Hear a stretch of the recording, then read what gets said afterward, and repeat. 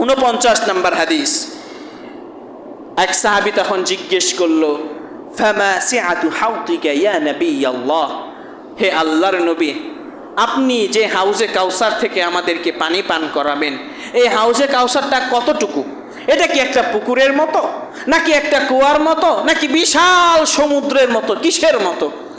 আল্লাহর নবী সাল্লাল্লাহু আলাইহি ওয়াসাল্লাম তখন উত্তর দিলেন, কামা বাইনা আদনিন ইলা আম্মান ওয়া আওসা, ইয়ামানের আদান নগরী থেকে জর্ডানের যে আম্মান শহর আছে, বর্তমানে জর্ডানের রাজধানী আম্মান, আল্লাহ রাসূল বললেন ইয়ামানের আদান শহর থেকে জর্ডানের আম্মান নগরী যত দূর, হাউজে কাউসার হবে তার থেকেও বড়।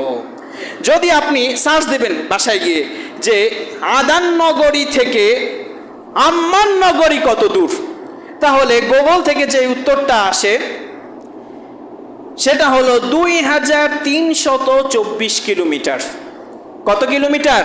2324 কিলোমিটার। তার মানে একটা বিরাট, মানে বলা যায় একটা সমুদ্রের কাছাকাছি, বিরাট সমুদ্রের মতো।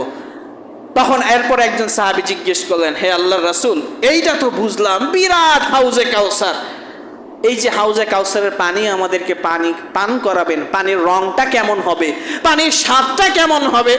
আল্লাহর রাসূল উত্তর দিলেন, ক্বালা আশাদ্দু বায়াদান মিনাল লাবান, দুনিয়ার বুকে তোমরা দুধ পান করেছো, দুধ যেমন সাদা, হাউজে কাউসারের পানি হবে তার চেয়েও সাদা।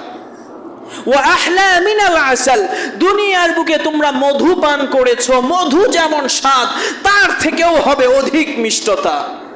আতিয়াবু রাইহাতান মিনাল মিসকি, দুনিয়ার ভিতরে যত প্রকার সুগন্ধির ঘ্রাণ তোমরা শুনেছো, যত প্রকার সুগন্ধির ঘ্রাণ তোমরা নাকে নিয়েছো, এর থেকেও বেশি সুগন্ধময় হবে।